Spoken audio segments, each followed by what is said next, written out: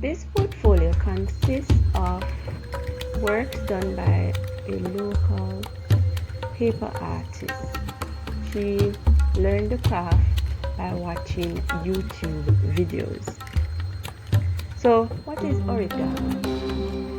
Origami, also called paper folding, is the art of folding objects out of paper to create both two-dimensional and three-dimensional subjects or objects, right? What she does is such as puppy,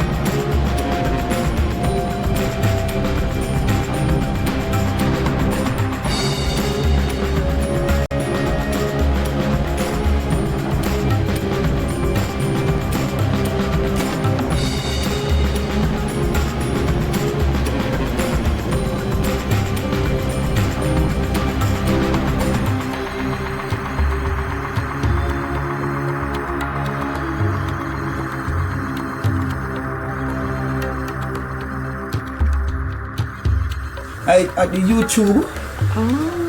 I go on YouTube and I get the, you call it now, how to fold the papers and all of that. And then you do the create. I just do the creative stuff.